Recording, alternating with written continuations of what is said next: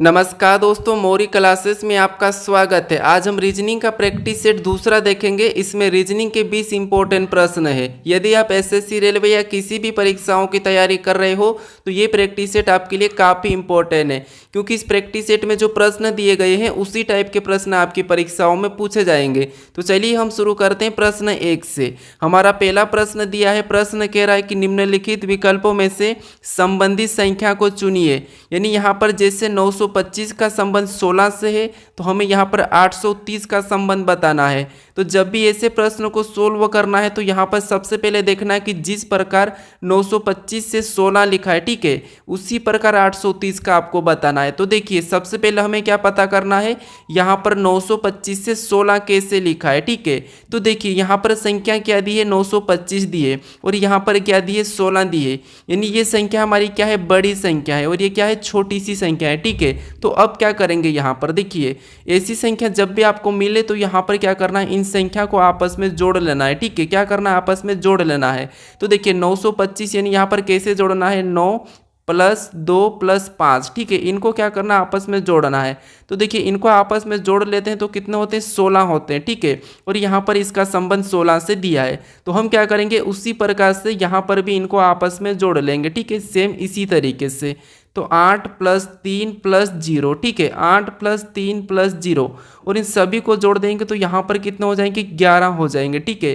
तो जिस प्रकार यहाँ पर जोड़ के 16 लिखा था तो हम भी यहाँ पर जोड़ के क्या लिखेंगे, यहाँ पर 11 आया तो 11 को लिखेंगे, ठीक है। तो यहाँ पर जो 830 है इसका संबंध किससे होगा, 11 से होगा, ठीक है। तो ऑप्शन में देखेंगे, ऑप्शन हमारे डी में दिया है, तो ऑप्शन डी हमारा इस प्रश्न का सही जवाब होगा, ठीक है। चलिए हम बढ़ते हैं प्रश्न 2 पे। अब दूसरे नंबर का प्रश्न दिया है। अब प्रश्न कह रहा है कि कौन सा वेन आरेख निम्नलिखित वर्गों को सही निरूपित करता है। यानी दोस्तों यहाँ पर हमें वेन डायग्राम का प्रश्न दिया है, ठीक है, और पूछा है कि यहाँ पर कौन सा आरेख सही वर्गों को निरूपित करता है। तो यहाँ पर क्या करना है, देखिए जैसे हमें यहाँ पर दिया है सप्ताह, फिर दिया है महीना, फिर दिया है वर्ष, ठीक है। तो इनका वेन आरेख कैसा बनेगा, ये प्रश्न पूछा है। तो देखिए आपको जब भी वेन आरेख का प्रश्न पूछा जाए तो आपको क्या करना है, आसान भाषा में समझिए। जैसे यहाँ पर हमें सबसे पहला शब्द क्या दिया है, सप्ताह दिया, ठीक है। तो इसी का डायग्राम बना लो। जैसे क्या दिया है, सप्ताह दिया है, ठीक है। तो ये हम किसका बना लेते हैं, सप्ताह का बना लेते हैं, ठीक है। फिर देखिए दूसरा हमें कौन सा मिला है, तो दूसरा यहाँ पर दिया है महीना। अब देखिए यहाँ पर हमें सप्ताह और महीना का आपस में इनका देखना है, ठीक है, रिलेशन देखना है। तो देखिए जैसे यहाँ पर सप्ताह और महीने का आपस में रिलेशन ये है कि जो सप्ताह ये महीने के अंतर्गत आता है, ठीक है, यानी कि क्या आता है, महीने के अंदर आता है। तो जब तक क्या है, सप्ताह महीने के अंदर आता है तो हम क्या करेंगे, इसको अंदर ले लेंगे। और ये हमारा ऊपर वाला डायग्राम किसका बना है, यहाँ पर हमारा महीने का, ठीक है। उसके बाद हम देखेंगे यहाँ पर क्या दिया है, वर्ष। अब ये तीसरा वाला, अब तीसरे वालों को क्या देखेंगे, इससे रिलेशन देखेंगे और इससे रिलेशन देखेंगे, ठीक है। तो अब देखिए यहाँ पर हम इससे देखते हैं तो वर्ष क्या है, वर्ष के अंदर महीने आता है और महीने के अंदर क्या आता है, सप्ताह आता है, ठीक है। तो हम क्या करेंगे, यहाँ पर वर्ष का डायग्राम भी इनके ऊपर बना लेंगे, यानी कि इन दोनों को अंदर ले लेंगे। अब देखिए डायग्राम हमारा किसका बना है, तो ये हमारा साल का बना है, ठीक है। ये किसका, वर्ष का बना है। अगर हम यहाँ पर डायग्राम अंदर वाला देखेंगे तो ये हमारा महीना का बना है और इसके भी अंदर देखेंगे तो ये हमारा किसका बना है, सप्ताह का। क्यों, क्योंकि देखिए साल के अंदर क्या आता है, महीना, और महीने का अंदर क्या आता है, सप्ताह, ठीक है। तो डायग्राम कैसा बनेगा, इस टाइप से। ये वाला डायग्राम हमें ऑप्शन में देखना है। तो ऑप्शन में देखिए बी हमें दिया है तो बी हमारा सही जवाब हो जाएगा, ठीक है।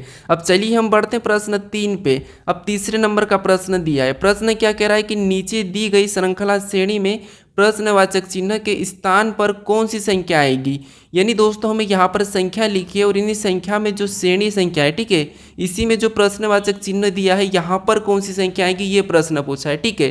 तो ऐसे प्रश्न को सोल्व करना है तो आपको सबसे पहले क्या देखना है, जैसे 30 से 31 कैसे लिखा है, फिर 37 कैसे लिखा है, 37 से 42, 42 से 48, 48 से 55 कैसे लिखा है, सेम तरीके से यहाँ पर बताना, ठीक है। तो ये काफ़ी इंपॉर्टेंट प्रश्न है श्रृंखला का। तो देखिए क्या करेंगे हम, यहाँ पर 30 से क्या लिखा है, यहाँ पर 33, यानी यहाँ पर +3 किया है, ठीक है।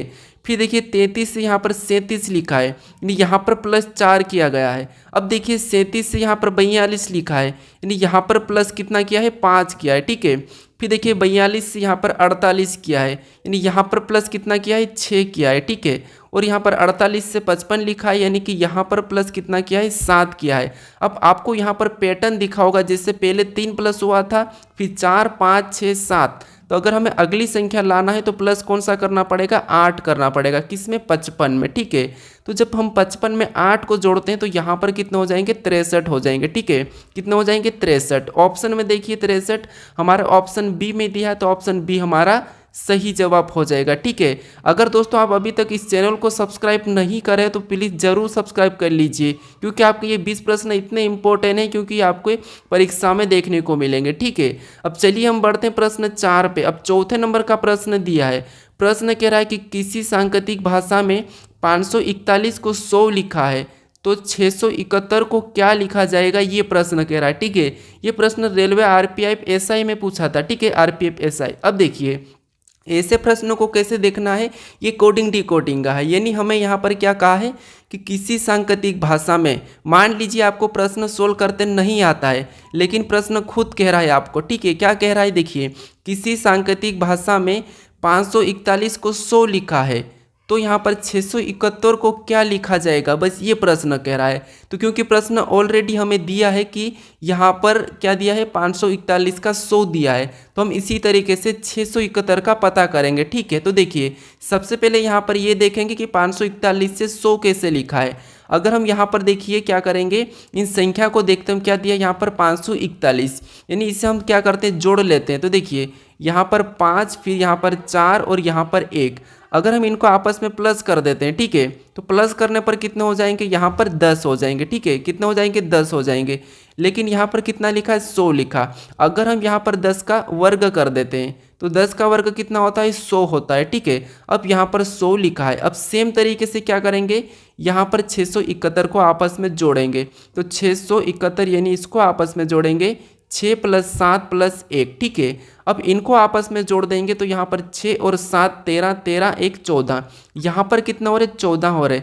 अब देखिए यहाँ पर भी जोड़ के क्या किया था वर्ग किया था, तो हम भी क्या करेंगे इस 14 का वर्ग करेंगे। तो 14 का वर्ग कितना होता है ये आपको याद होना चाहिए, ठीक है। तो 14 का वर्ग होता है 196, यानी कि 196। ऑप्शन में देखिए 196 हमें ऑप्शन नंबर कहाँ पर मिला है, तो ऑप्शन नंबर सी में दिया है, ठीक है। तो ऑप्शन सी हमारा यहाँ पर सही जवाब होगा, ठीक है। अब ये प्रश्न आपको समझ में आ चुका होगा। चलिए हम बढ़ते हैं प्रश्न 5 पे। अब 5वें नंबर का प्रश्न दिया है। प्रश्न कह रहा है कि नीचे दिए गए विकल्पों में से संबंधित अक्षर को चुनिए। यानी दोस्तों यहाँ पर हमें क्या करना है, जिस प्रकार आरआरबी का संबंध टीटीडी से है तो हमें यहाँ पर बताना है एएडी का, ठीक है। तो ये हमारा एनोलॉजी का ही प्रश्न है। एनोलॉजी के 3-4 टाइप ऐसे हैं जो हमेशा परीक्षाओं में देखने को मिलते हैं। जो हमने सबसे पहला वाला प्रश्न सोल्व किया है, ठीक है, वो नंबर एनोलॉजी का था, ठीक है।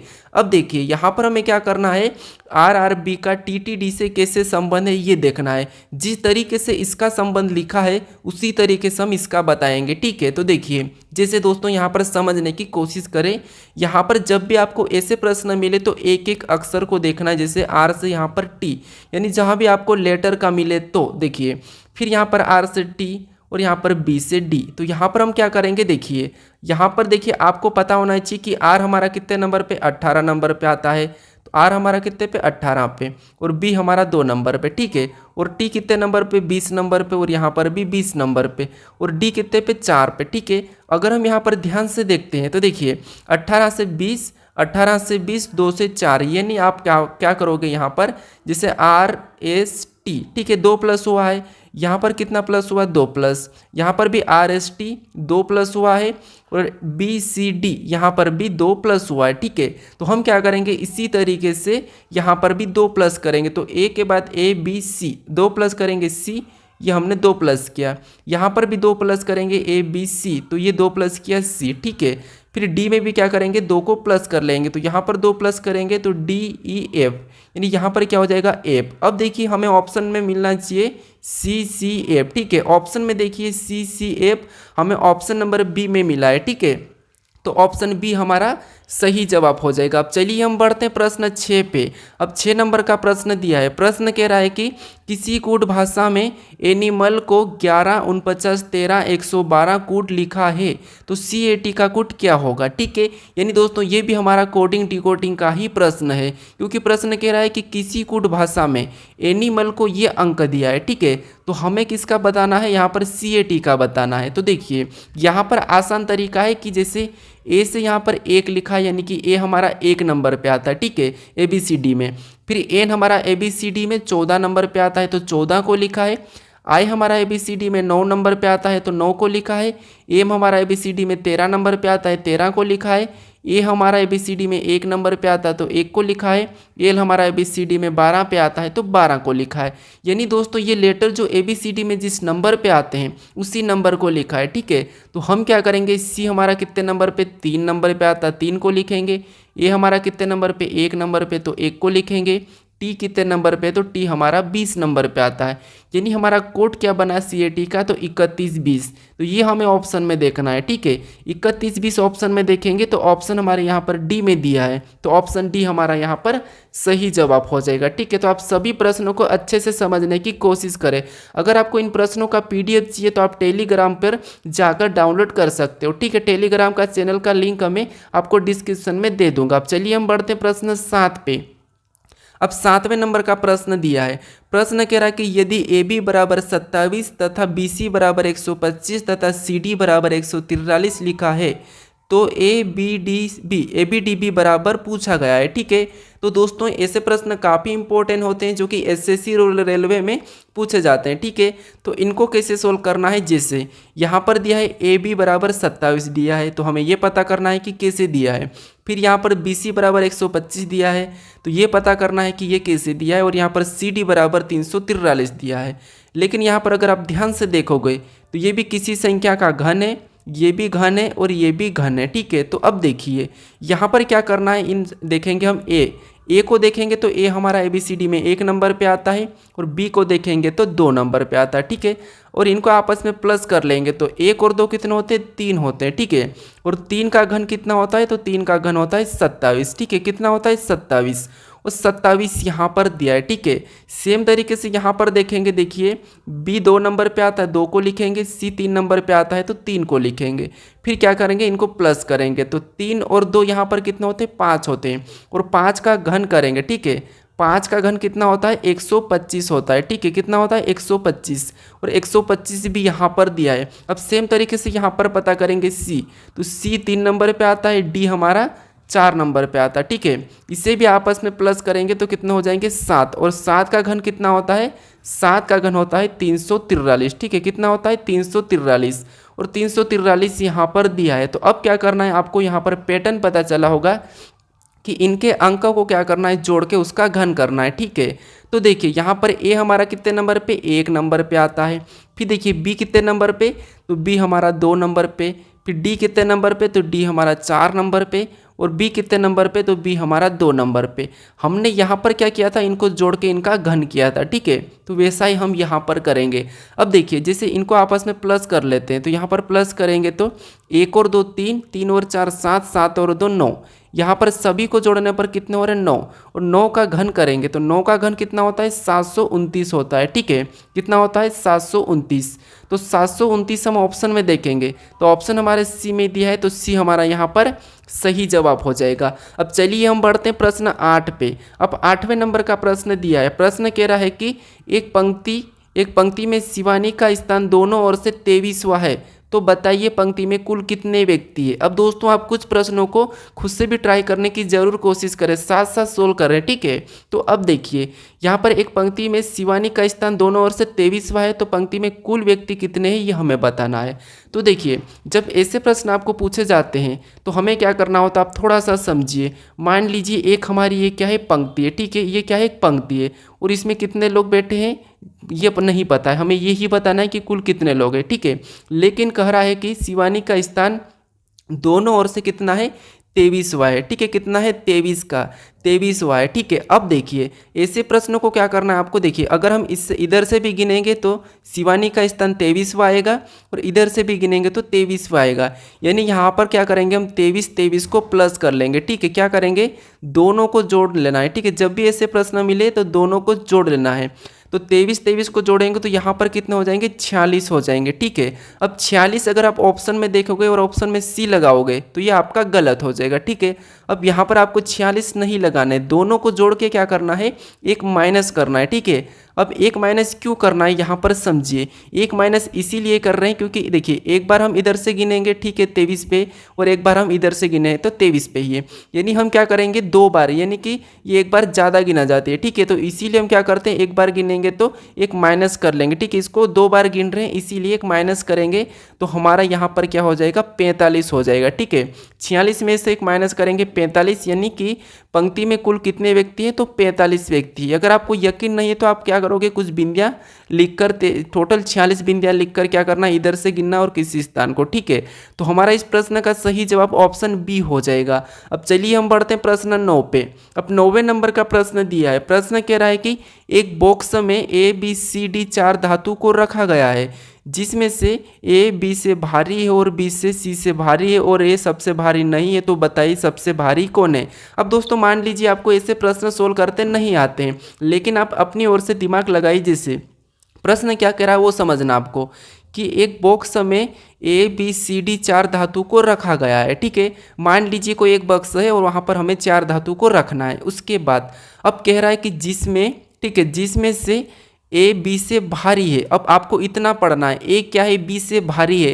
तो आप अपने हिसाब से कर लीजिए। जैसे मान लीजिए मैं करता हूँ, जैसे ए क्या है तो ए देखिए ए क्या है तो ए बी से भारी है, तो ये हम ए को रखते हैं। और ए क्या है? बी से भारी है, तो बी क्या हो जाएगा? नीचे आ जाएगा, क्योंकि ये भारी है या बड़ा है। मैं अपनी तरफ से, आप भी अपनी तरफ से सोल्व कर सकते हो आपके साथ भी, ठीक है। अब देखिए ए बी से भारी है, आपको यहाँ पर दिखा है ए बी से भारी है मतलब बड़ा है। फिर देखिए और बी सी से भारी है, यानी यहाँ पर देखिए अब कह रहा है कि बी सी से भारी है, तो अब सी और कहाँ जाएगा? नीचे आ जाएगा। अब देखिए बी क्या है? सी से भारी है, आपको यहाँ पर दिखा है। उसके बाद आगे कहा कि और ए सबसे भारी नहीं है, तो बताइए सबसे भारी कौन है। अब देखिए ये तो सबसे भारी नहीं है, ये प्रश्न का है। और प्रश्न में यहाँ पर बॉक्स में कितने व्यक्ति को बिठाना था हमें? यहाँ पर कितनी धातु थी? 4 थी। तो अब हमारे पास कौन सी बची है? तो डी। अब डी कहाँ हो जाएगी? सबसे ऊपर हो जाएगी। अब सबसे ऊपर क्यों होगी? क्योंकि यहाँ पर कहा है कि ए सबसे भारी नहीं है, ठीक है। ए सबसे भारी नहीं है तो ये डी से कम होगा, ठीक है। तो यहाँ पर प्रश्न पूछा है कि बताइए सबसे भारी कौन है, तो सबसे भारी कौन हो जाएगा? हमारा डी हो जाएगा। अगर सबसे कम पूछा जाता तो सी हो जाता, ठीक है। तो यहाँ पर हमारा डी वाला सही होगा, यानी कि ऑप्शन डी हमारा यहाँ पर सही हो जाएगा। अब चलिए हम बढ़ते हैं प्रश्न 10 पे। अब 10वें नंबर का प्रश्न दिया है। प्रश्न कह रहा है कि विशाल एक लड़की की ओर इशारा करते हुए कहा कि वह मेरे दादाजी के एकमात्र पुत्र की बहू है, बताइए वह लड़की विशाल से किस प्रकार संबंधित है। यानी दोस्तों हमारे ये क्या है? रिलेशन वाले प्रश्न, यानी कि ब्लड रिलेशन। यानी आपको यहाँ पर ऐसे प्रश्न को सोल्व करना है तो आपको अपने आप को खुद को लेना है, ठीक है। यकीन नहीं तो आप खुद को लेके देख लीजिए। जैसे क्या करना है यहाँ पर मेरे साथ साथ समझिए। यहाँ पर विशाल एक लड़की की ओर इशारा करते हुए कहा, देखिए मान लीजिए ये कौन है? आप हो, ठीक है। ये विशाल आप हो, ठीक है। ये कौन हो? आप हो। ये विशाल आप हो। उसके बाद आगे कहा कि विशाल एक लड़की की ओर इशारा करते हुए कहा कि वह मेरे दादाजी के, अब देखिए ये कौन हो? आप हो, ठीक है। और आपके दादाजी यानी कि पहली पीढ़ी तो आपका पापा होगा और दूसरी पीढ़ी आपका दादाजी हो जाएगा, ठीक है। अब यहाँ तक हमने कहा है। उसके बाद अब देखिए दादाजी के, यानी ये दादाजी के एकमात्र पुत्र की बहू, यानी दादाजी का एकमात्र पुत्र यानी कि आपका पिता, और एकमात्र पुत्र की बहू। एकमात्र पुत्र की बहू मतलब आपकी यहाँ पर क्या आ जाएगी? यहाँ पर पत्नी आ जाएगी। क्या आ जाएगी? पत्नी आ जाएगी, ठीक है। किसकी? विशाल की।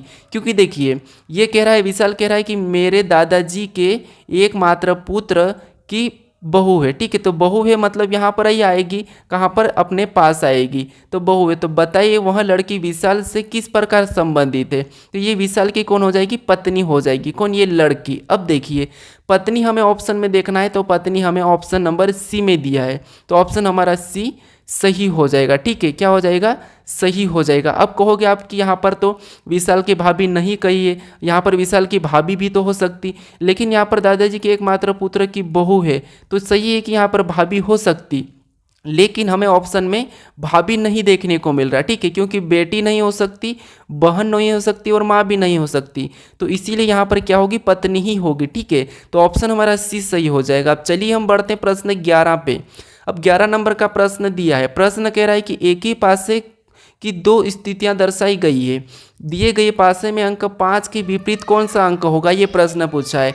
यानी हमें दो पासे दिए हैं, इन पासों में अंक 5 के विपरीत कौन सा होगा ये पूछा है। ठीक है, तो देखिए ऐसे प्रश्नों को कैसे सोल्व करना है। जब भी आपको एक से अधिक पासा दिया जाए और वहाँ पर अंक हो, या चाहे लेटर हो चाहे शब्द हो, आपको क्या करना है, यहाँ पर समझिए कॉमन देखना है। जैसे पहले पासे का कॉमन और दूसरे पासे का, तो यहाँ पर कॉमन देखेंगे तो हमें यहाँ पर एक और यहाँ पर दो मिला है। ठीक है, ये हमारा कॉमन मिला है। अब कॉमन मिलने के बाद आपको क्या करना है, देखिए ये पहला पासा और ये दूसरा पासा। ठीक है, इसके बाद आपको कॉमन मिलने के बाद इनको क्या करना है, घड़ी के दिशा में चलना है। जैसे यहाँ से घड़ी के दिशा में चलेंगे तो क्या मिला, हमें 4 मिला है, यानी हमने कहाँ पर चला, पहले पासे में चला, तो उसको लिखेंगे पहले पासे के नीचे। ठीक है, क्योंकि यहाँ पर हम दो तो पहले ही लिख देंगे, पहले पासे का है, ये दूसरे पासे का कॉमन है। ठीक है, उसके बाद हमें क्या मिला, 4 मिला, उसको उसके नीचे लिखेंगे। फिर आगे चलेंगे तो हमें क्या मिला, 3 मिला, तो 3 को भी उसके नीचे लिखेंगे। अब हम दूसरे पासे में चलेंगे, तो दूसरे पासे में चलेंगे तो हमें क्या मिला, 1 मिला, तो 1 को लिखेंगे। फिर आगे चलेंगे तो हमें 5 मिला, तो 5 को लिखेंगे। ठीक है, अब देखिए ऐसा लिखने के बाद जो आमने सामने की संख्या है, जैसे ये संख्या है, ये संख्या है, ये क्या है, एक दूसरे के विपरीत है। ठीक है, अब पासे में आपको पता होगा 1 से लेकर 6 तक फलक होती है, तो जो संख्या नहीं दिख रही है वो किसकी हो जाएगी, 6, यानी कि 2 की विपरीत हो जाएगी, कॉमन संख्या के। ठीक है, अब आपको अगर 3 का विपरीत पूछा जाता तो 5, और 5 का विपरीत 3, 4 का पूछा जाता तो 1 और 1 का विपरीत 4। ठीक है, 2 का पूछा जाता तो 6 और 6 का विपरीत 2, लेकिन हमें किसका पूछा था, 5 का विपरीत पूछा था, तो 5 का विपरीत क्या है, 3 है। ठीक है, ऑप्शन में देखिए 3 हमारा ऑप्शन नंबर बी में दिया है, तो ऑप्शन बी हमारा सही जवाब हो जाएगा। अब चलिए हम बढ़ते हैं प्रश्न 12 पे। अब 12 नंबर का प्रश्न दिया है। प्रश्न कह रहा है कि निम्नलिखित आकृति का जल प्रतिबिंब चयन करें। यानी दोस्तों यहाँ पर हमें क्या करना है, इस W का, ठीक है, इस W का हमें जल प्रतिबिंब बनाना है। अब दोस्तों आप सभी प्रश्नों को अच्छे से समझने की कोशिश करें। ठीक है, अब देखिए यहाँ पर क्या करना है, देखिए निम्नलिखित आकृति का जल प्रतिबिंब का चयन करना है। ठीक है, तो इसका हमें क्या करना है, जल में इसकी छवि कैसे बनेगी ये बताना है। तो देखिए जैसे हमारा यहाँ पर क्या दिया है, यहाँ पर W दिया है। ठीक है, और इसकी अगर हमें जल में इस तरफ की नीचे की छवि दिखाएंगे तो ये नीचे क्या हो जाएगा, यहाँ पर इस तरफ बनेगा। ठीक है, कैसा बनेगा, इसके जैसा।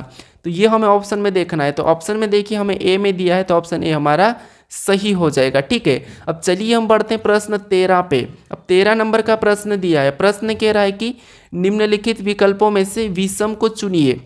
यानी दोस्तों यहाँ पर हमें क्या कहा है कि निम्नलिखित विकल्पों में से विषम को चुनिए। विषम मतलब हमें यहाँ पर 4 ऑप्शन दिए हैं। ठीक है, और इन 4 ऑप्शन में से कौन सा ऑप्शन है जो तीनों से अलग है, ये हमें बताना है। ठीक है, तो देखिए यहाँ पर जब ऐसे प्रश्न मिले तो आपको क्या करना है, इनके अंक लिखना है। जैसे यहाँ पर देखिए बी कितने नंबर पे, 2 नंबर पे आता है। डी कितने नंबर पे, तो डी हमारा 4 नंबर पे आता है।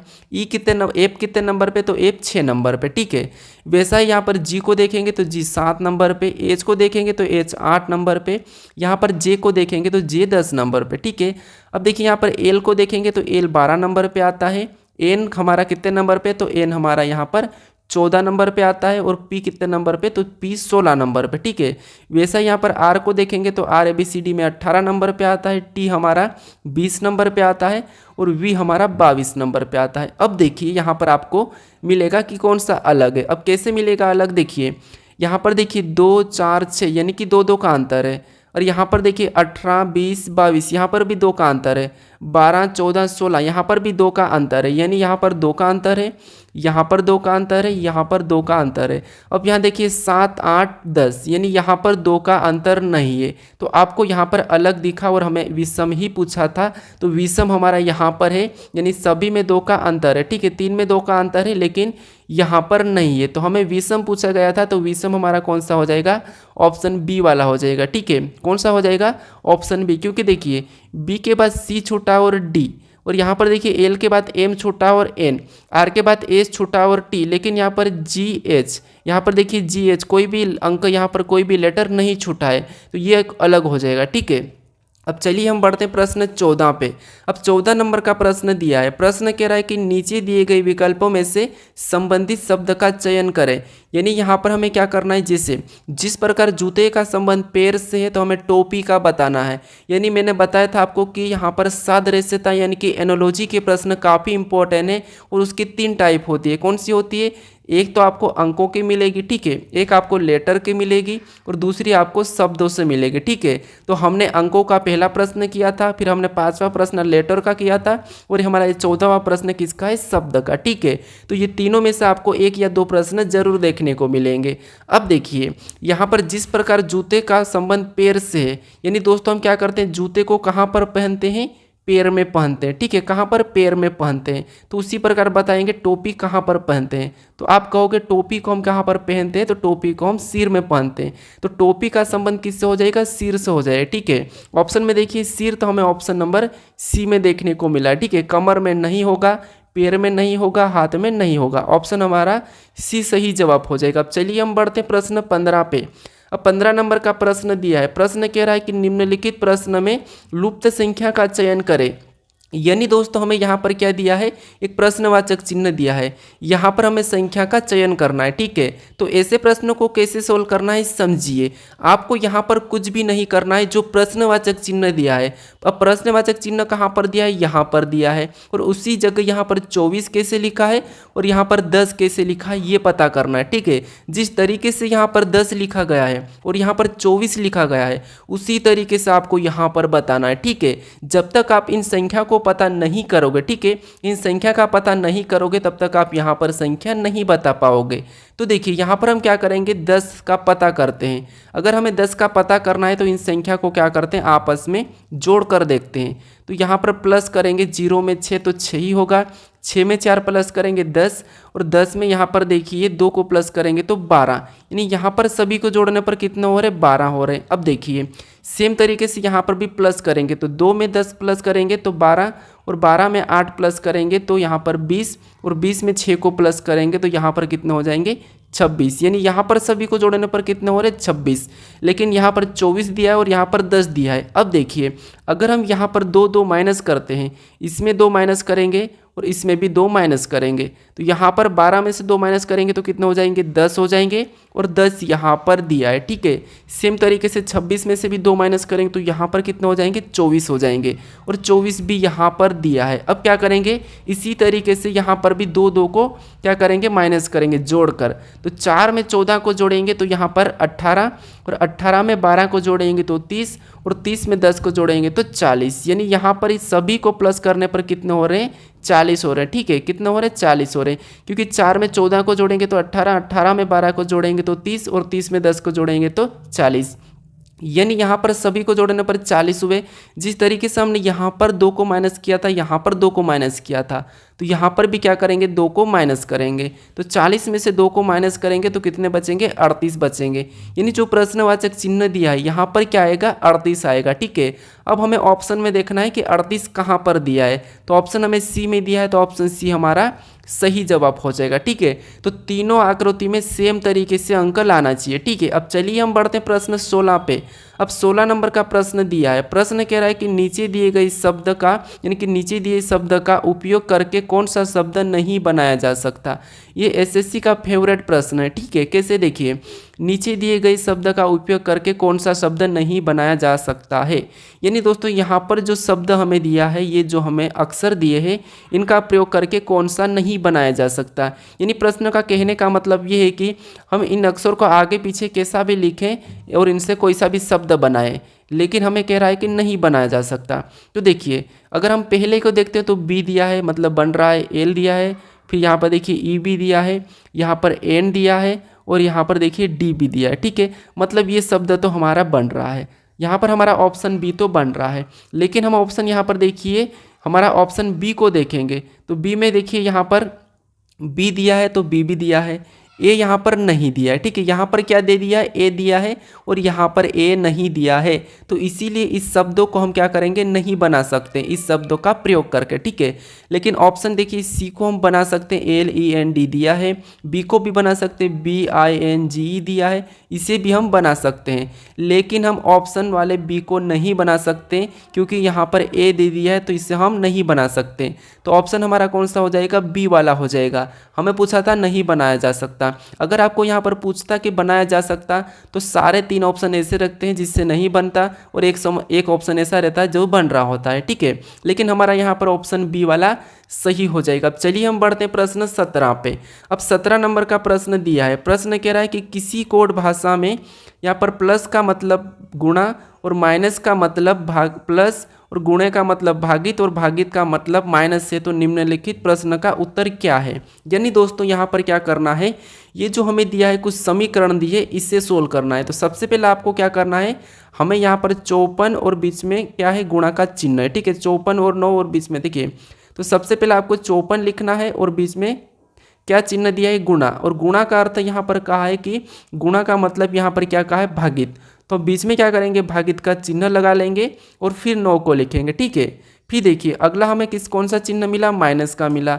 और माइनस का मतलब यहाँ पर देखिए क्या कहा, तो माइनस का मतलब यहाँ पर प्लस कहा, तो हम यहाँ पर प्लस का चिन्ह लगाएंगे। फिर हम अगली संख्या लिखेंगे 3, ठीक है। फिर हमें अगला चिन्ह कौन सा, भागित मिला है, और भागित का मतलब यहाँ पर क्या कहा, तो माइनस कहा, तो हम अगला क्या करेंगे, माइनस लगा के 4 को लिखेंगे, ठीक है। आपको सिर्फ चिन्ह बदलना फिर सोल्व करना है, ठीक है। अब देखिए, अब सोल्व करेंगे तो यहाँ पर सोल्व करने पर देखिए सबसे पहले भाग को सोल्व करते हैं, फिर प्लस फिर माइनस, ये आपको पता होगा, ठीक है। अब देखिए यहाँ पर भाग देंगे 9 और 54 में, तो 9 छिंग 54, यानी कितने बार में गए, 6 बार में। तो हमारे पास अब क्या बचा, 6 प्लस 3 माइनस 4 बचा है, ठीक है। अब क्या करेंगे, हम प्लस करेंगे, तो देखिए 6 और 3 को प्लस करेंगे तो यहाँ पर कितने हो जाएंगे, 9 हो जाएंगे। अब हमारे पास क्या बचा है, 9 माइनस 4। अब 9 में से 4 को घटाएंगे तो यहाँ पर कितना हो जाएगा, 5 हो जाएगा, ठीक है। तो जो हमारा समीकरण का सही जवाब क्या होगा, 5 होगा। ऑप्शन में देखिए 5 हमें ऑप्शन नंबर बी में मिला है, तो ऑप्शन बी हमारा सही जवाब हो जाएगा। अब चलिए हम बढ़ते हैं प्रश्न 18 पे। 18 नंबर का प्रश्न दिया है। प्रश्न कह रहा है कि निम्न आकृति में कितने वृत्त है। यानी दोस्तों यहाँ पर हमें वृत्त की संख्या बताना है, यानी कि जो गोल वाला है, ठीक है, इसकी संख्या बताना है। तो ये सिंपल सा प्रश्न हमें गिनना है, लेकिन दोस्तों आपको ध्यान से गिनना है, ठीक है। अब देखिए गिनेंगे, यहाँ पर देखिए, यहाँ पर छोटे छोटे को गिनते हैं, 1 2 3 4 5 6, ठीक है। फिर 7 8 9 10 11 12 13 14 15 16 17, यहाँ पर टोटल हमें कितना मिला है, 17। एक बार और गिन लीजिए, कैसे गिनना, आपको छोटे से छोटे पहले गिनते हैं। जैसे देखिए 1 फिर 2 3 4 5, ये 5 हो गए। 5 के बाद 6 7 8 9 10 11 12 13, फिर देखिए हमने बड़े को गिनेंगे, 13 के बाद 14 15 16 17, यहाँ पर कितने वृत्त है, तो 17 है, ठीक है। तो हमें 17 ऑप्शन में देखना है, तो 17 हमें ऑप्शन नंबर बी में मिला है, तो ऑप्शन नंबर बी हमारा यहाँ पर सही हो जाएगा, ठीक है। अब चलिए हम बढ़ते हैं प्रश्न 19 पे। अब 19 नंबर का प्रश्न दिया है। प्रश्न कह रहा है कि नीचे दी गई आकृति किस विकल्पों में चिन्हित है। यानी दोस्तों ये जो हमें आकृति दी है, ठीक है, ये कौन से विकल्पों में चिन्हित है, हमें ये बताना है, ठीक है। तो सिंपल सा है कि आपको क्या देखना है, ये पी टाइप का। अब देखिए यहाँ पर देखेंगे तो ये पी टाइप का नहीं दिख रहा है, सामने आपको डंडी मिली है, ठीक है। तो ऑप्शन हमारे यहाँ पर ए में नहीं दिखा है। अगर हम ऑप्शन बी में देखेंगे तो ये हमारा पी टाइप दिखा है। फिर देखिए यहाँ पर ऑप्शन देखिए सी में भी नहीं दिख रहा है पी टाइप का, और ऑप्शन यहाँ पर हमारे डी में भी नहीं दिखा है। सिर्फ हमें कहाँ पर दिखा है, यहाँ पर पी टाइप का दिखा है। तो ऑप्शन हमारे यहाँ पर कौन सा हो जाएगा, कौन से विकल्प में चिन्हित है, तो ऑप्शन बी में चिन्हित है। कौन सी आकृति, ये वाले आकृति, ठीक है। तो ऑप्शन बी हमारा यहाँ पर सही जवाब हो जाएगा। अब चलिए हम बढ़ते हैं प्रश्न 20 पे। अब 20वें नंबर का प्रश्न दिया है। प्रश्न कह रहा है कि नीचे दिए गए आकृति को पूरा कीजिए, घुमाने की अनुमति नहीं है। यानी दोस्तों आपको क्या करना है, इस आकृति को पूरा करना है जो प्रश्नवाचक चिन्ह दिया है, और इसमें आपको क्या करना है, घुमाने की अनुमति नहीं है, ठीक है। तो अगर हम सिंपल सा देखेंगे तो आपको ये लाइन एक पहली मिलेगी 1, फिर दूसरी 2, फिर यहाँ पर तीसरी, और इससे ये आकृति पूरी होगी। लेकिन हम यहाँ पर इससे ही आकृति को रखेंगे तो हम कौन सा वाला ऑप्शन सी को तो नहीं रख सकते, ऑप्शन हम डी को भी नहीं रखेंगे। अब देखिए पहली हमें छोटी सी मिलना चाहिए, लेकिन यहाँ पर तो छोटी नहीं है, तो ऑप्शन बी भी नहीं रखेंगे। हमारा सिर्फ यहाँ पर क्या होगा, ऑप्शन ए ही वाला सही होगा, क्योंकि प्रश्न ये भी कहा था कि घुमाने की अनुमति नहीं है। और यहाँ पर देखिए ऑप्शन सी में थोड़ा सा हमारा क्या है, दूर दूर 3 लाइन है, तो इसीलिए हमारे यहाँ पर ऑप्शन कौन सा वाला हो जाएगा, ए वाला हो जाएगा। ठीक है, अब दोस्तों आज के लिए इतना ही। अगर आप इस चैनल को अभी तक सब्सक्राइब नहीं करे हो तो प्लीज़ यहाँ पर आप इस लोगो पर क्लिक करके सब्सक्राइब कर लो। ठीक है, और अभी तक आप इससे पहले वाले पार्ट को नहीं देखे हो तो इस पार्ट को भी यहाँ पर क्लिक करके आप देख सकते हो। ठीक है, अब चलिए हम मिलते हैं नेक्स्ट वीडियो में, तब तक आप इन वीडियो को अपने दोस्तों तक भी शेयर ज़रूर करें। ठीक है।